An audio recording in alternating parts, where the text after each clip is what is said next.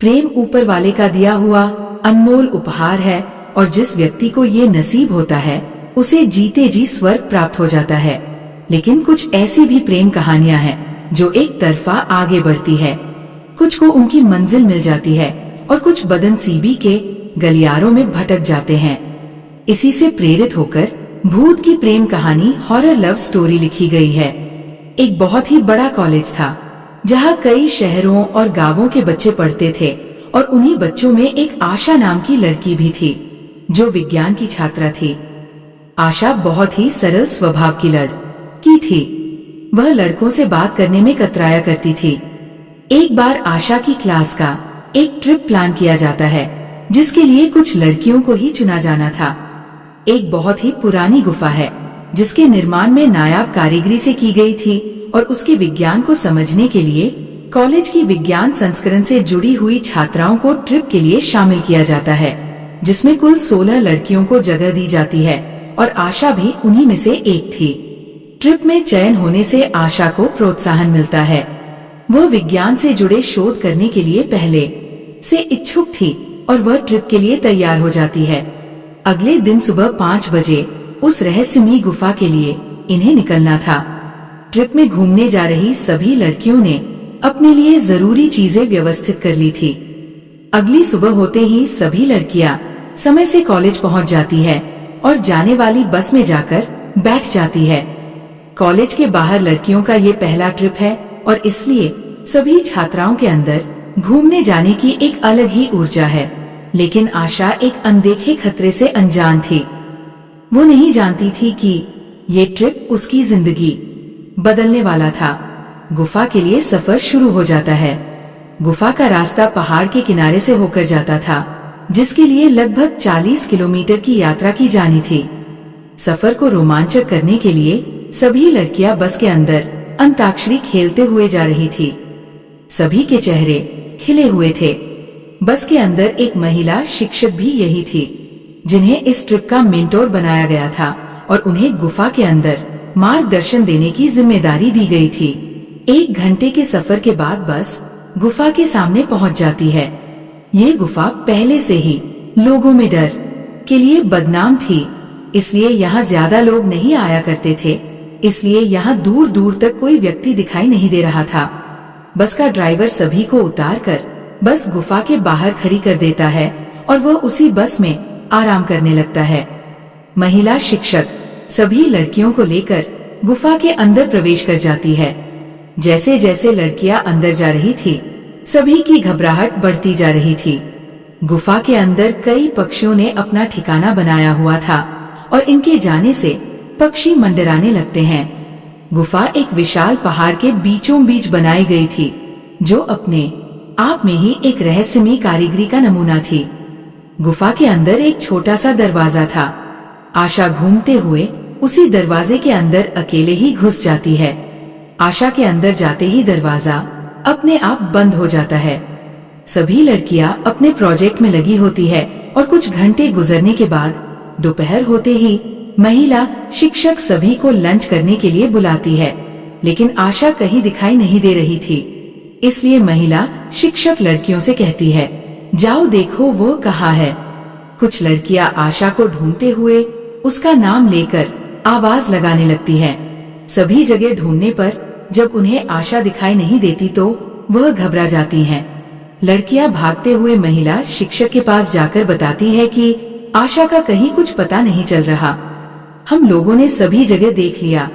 ये बात सुनते ही महिला शिक्षक के चेहरे का रंग उड़ जाता है, क्योंकि ट्रिप में सभी लड़कियों की जवाबदारी महिला शिक्षक की ही थी और यदि आशा को कुछ हो गया तो उसकी जिम्मेदार महिला शिक्षक होंगी। वह हड़बड़ाहट में खाना छोड़कर आशा को ढूंढने में लग जाती हैं। आशा को ढूंढते ढूंढते शाम हो जाती है, लेकिन वह किसी को दिखाई नहीं देती। महिला शिक्षक आशा के गुमने की खबर कॉलेज मैनेजमेंट को भेज देती है।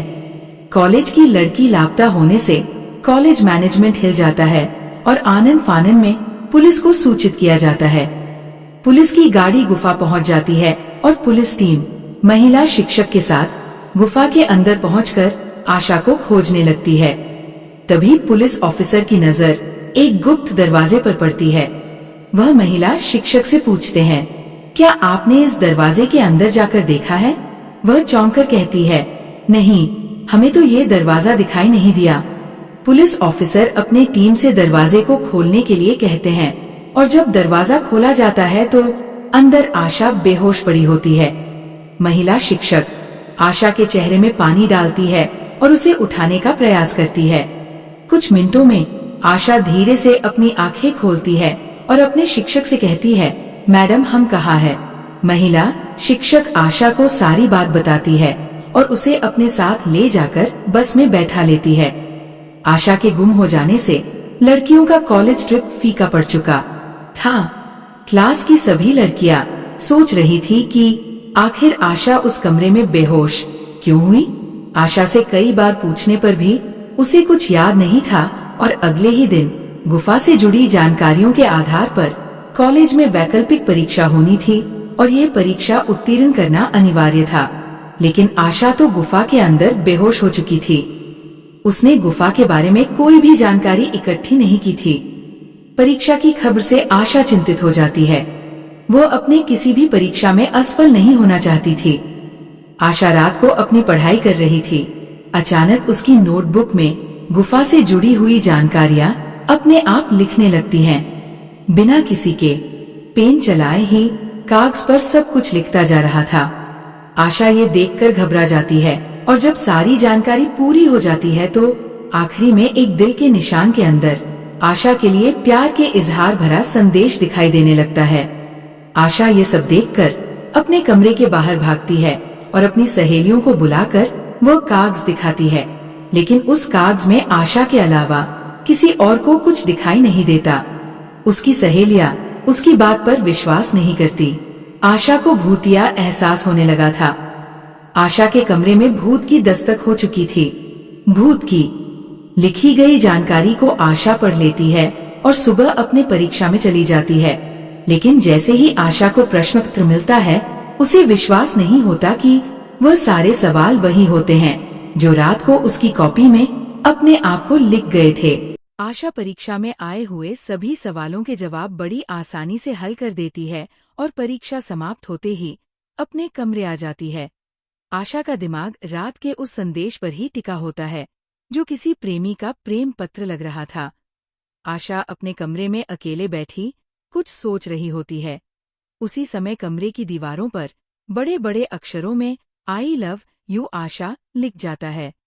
आशा तुरंत बगल वाले कमरे से छात्राओं को बुलाती है और उन्हें दीवार में लिखा संदेश देखने को कहती है, लेकिन इस बार भी वो संदेश केवल आशा को ही दिखाई दे रहा था। आशा अपने कमरे में परेशान बैठी रहती है। पीछे से कोई उसके बालों में हाथ फेरता है। आशा तुरंत अपने कमरे में खड़ी हो जाती है। उसे कमरे में किसी के मौजूदगी का एहसास होने लगा था, लेकिन आशा इस बात से अनजान थी कि भूत की प्रेम कहानी शुरू हो चुकी थी। भूत आशा को अलग अलग तरीके से प्रपोज करने की कोशिश कर रहा था, लेकिन आशा भूत के प्यार भरे पैगाम को समझ नहीं पा रही थी। आशा के साथ छोटी मोटी घटनाएं बढ़ने लगी, लेकिन किसी भी घटना से आशा को कोई नुकसान नहीं पहुंच रहा था, इसलिए वह इस बात से निश्चिंत थी कि उसे कोई हानि पहुंच सकती है। आशा के माता पिता उसकी शादी करने के लिए लड़का देख रहे थे और उसी के चलते एक बहुत ही अच्छे घर का रिश्ता आशा के लिए आता है। आशा भी रिश्ते से खुश होती है। आशा के माता पिता उसे एक दिन के लिए गांव आने को कहते हैं। आशा शहर के हॉस्टल में रहती थी और उसका गांव 15 किलोमीटर दूर था। सुबह होते ही आशा अपने गांव पहुंच जाती है। दोपहर के वक्त वर पक्ष के लोग आने वाले थे, जिनके स्वागत के लिए व्यंजनों की साज सजावट की जाती है और कुछ ही पलों के इंतजार के बाद लड़के वालों की गाड़ी आशा के घर के दरवाजे के सामने आकर खड़ी हो जाती है। लड़का बहुत ही सुंदर दिखाई दे रहा था। आशा उसे देखते ही मोहित हो जाती है और मन में ही उसे अपना पति स्वीकार कर लेती है। आशा शादी के लिए अपना मन बना चुकी थी। अब इंतजार था तो सिर्फ लड़के की हाँ का। आशा बहुत ही सरल स्वभाव की लड़की थी, इसलिए वह लड़के को पहली नजर में ही पसंद आ जाती है और लड़का आशा से शादी के लिए हाँ कह देता है। लड़के वालों की तरफ से हाँ होते ही आशा के घर में खुशियां की लहर दौड़ पड़ती है। 2 माह बाद दोनों की शादी का मुहूर्त निकाला जाता है। शगुन के तौर पर लड़के वाले आशा की ओली में कुछ पैसे और उपहार डालते हैं। आशा इस रिश्ते से बहुत खुश होती है, लेकिन आशा की खुशियां कुछ ही क्षणों की मेहमान थी। एक फोन कॉल से आशा की दुनिया उजड़ जाती है। जैसे ही उसे पता चलता है कि जिस लड़के से रिश्ता तय हुआ था, कुछ ही दूर जाने के बाद उसकी गाड़ी का एक्सीडेंट हो गया है और उस लड़के की मौत हो चुकी है। शादी होने के पहले ही आशा का दुल्हा उससे छिन गया था, क्योंकि एक ऐसी अदृश्य शैतानी ताकत है जो नहीं चाहती कि आशा किसी और के रिश्ते में बंधे। आशा के ऊपर भूत की दहशत के बादल मंडराने लगते हैं। आशा को हल्की सी सनसनाहट के साथ कुछ अजीब आवाजें सुनाई दे रही थी, जिसमें उसे दोबारा उसी गुफा में आने को कहा जाता है जहां से आशा के पीछे वो भूत पड़ा था। आशा पूरी तरह सम्मोहित होकर उसी गुफा की तरफ अकेले जाने का फैसला करती है। आशा अपने घर से कॉलेज के नाम पर निकल जाती है, लेकिन वो सीधे गुफा की तरफ जा रही बस में बैठ जाती है और 1 घंटे के सफर के बाद वो गुफा के सामने पहुंच जाती है। गुफा के अंदर प्रवेश करते ही आशा को सामने एक भूतिया प्रतिबिंब नजर आता है, जो आशा की तरफ गुलाब का फूल लेकर बढ़ रहा था। आशा अपनी जगह में मोम के पुतले की तरह खड़ी हो जाती है। आशा अपनी मानसिक चेतना खो चुकी थी और उसी समय वो भूत आशा के सामने आकर अदृश्य हो जाता है और आशा जोर जोर से हंसने लगती है और थोड़ी ही देर में उसकी आंखें बंद हो जाती है और जैसे ही वह आंख खोलती है, वह एक अलग ही दुनिया में पहुंच जाती है। आशा एक भूत की बाहों में बाहें डालकर खूबसूरत मौसम का लुत्फ उठा रही थी।